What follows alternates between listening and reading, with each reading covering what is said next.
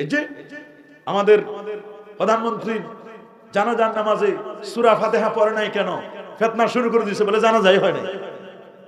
এটা অনলাইন ফিতনা। কি শুনেন নাই? কইছে জানাজার নামাজে সূরা ফাতিহা পড়ে নাই এজন্য নাকি জানাজাই হয় নাই। এটা আরো বড় ফিতনা। তাহলে জানাজা পর্যন্ত ফিতনা চলে গেছে। ফিতনার কোনো শেষ নাই। কোরআন বলছে আল ফিতনাতু আশাদ্দু মিনাল কতল।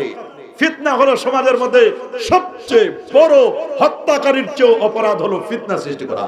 আল ফিতনাতু আকবারু মিনাল কতল। কখনো কখনো বলেন কতলের চেয়েও, হত্যা করার চেয়েও জঘন্যতম একেবারে খতরনাক বিষয় হলো ফিতনা। কি নাম বলেন?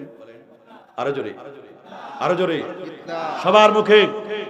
আমার নবী বলেন সুনানে আবি দাউদের 4958 নম্বর হাদিস, আবু হুরায়রা হাদিসটি বর্ণনা করেছেন।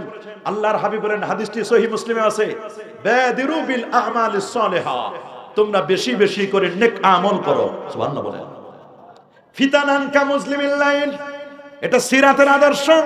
রাসূল বলতেছেন শোনো, তোমরা বেশি বেশি করে নেক আমল করো, কারণ তোমাদের কাছে ফিতনা ধেয়ে আসতেছে। ফিতানান কা মুসলিমিল লাইল, অন্ধকার রাতের মতো ফিতনার চাদর দিকে তোমাদেরকে ঢেকে বসবে, তোমাদেরকে পেয়ে বসবে। ফিতনা আর ফিতনা, এমন ফিতনা হবে। আল্লাহ নবী বলেন ইসবিহু মুসলিমান ওয়া ইউমসি কাফিরা, সকালে যে লোকটা মুসলমান, এই লোকটা বিকেল বেলা সন্ধ্যায় কাফের। ওয়া ইউমসি মুমিনান, সন্ধ্যায় যে লোকটা মুমিন। ওয়া ইসবিহু কাফিরা, সকালে লোকটা আবার বেঈমান হয়ে যাবে। আল্লাহ নবী বলেন সকালে মুসলমান, বিকালে কাফের। আবার বিকালে মুসলমান, বিকালে মুসলমান, আবার সকালে লোকটি কাফের। কেন? এর অর্থ হলো মানুষ তাড়াতাড়ি পরিবর্তন হয়ে যাবে, ঈমান হারা হয়ে যাবে। মানুষের ঈমানগুলো কচু পাতার পানির মতো হয়ে যাবে। ঈমানের মধ্যে ইস্তেকামাত থাকবে না। ঈমানের মধ্যে যদি ইস্তেকামাত না থাকে, ওই ঈমান বেশিক্ষণ টিকে না। আর যাদের ঈমানের ইস্তেকামাত আছে, মনে রাখবেন, ঈমানের মধ্যে যাদের ইস্তেকামাত আছে, আমার আল্লাহ বলে দিয়েছেন, ঈমানের মধ্যে যারা ইস্তেকামাত আছে তারা দুনিয়ায় বসে জান্নাতের সুসংবাদ পাবে। আল্লাহ রাব্বুল আলামিন বলেন ইন্নাল্লাযীনা ক্বালু রাব্বুনাল্লাহ সুম্মা ইসতাকামু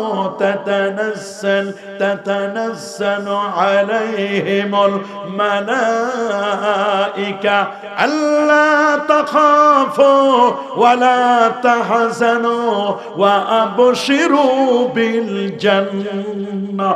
আল্লাহু আকবার। ইন্নাল্লাযীনা ক্বালু, নিশ্চয় যারা বলে রাব্বুনা, আমাদের রব হচ্ছেন আল্লাহ। বলুন আমাদের রব কে? আরো যারা বলেন আমাদের রব কে? ইন্নাল্লাযীনা ক্বালু রাব্বুনা আল্লাহ, নিশ্চয় যারা বলবে আমাদের রব হচ্ছেন আল্লাহ। সুম্মা ইসতাকামু, এরপরে ইস্তেকামাত থাকবে।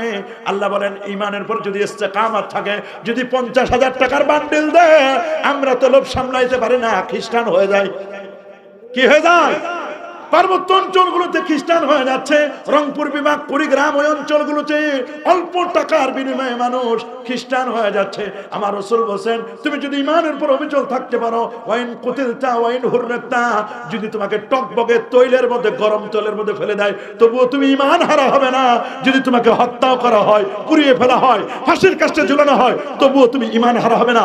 এইরকম ঈমানের উপর যদি মজবুতি থাকতে পারো, তাতানাজ্জালু আলাইহিমুল মালায়েকা, তোমার ইন্তেকালের সময় একদল ফেরেশতা আসবে, তোমাকে অভয় বানিয়ে দিবে। আল্লাহ তাখাফু, টেনশন করো না, ভয় নাই। ওয়ালা তাহজানু, চিন্তা নাই, ভয় নাই, চিন্তা নাই। ওয়া আবশিরু বিল জান্নাহ, ফেরেশতা আপনাকে দুনিয়ায় বসে জান্নাতের সুসংবাদ দিবে। আল্লাহু আকবার বলেন।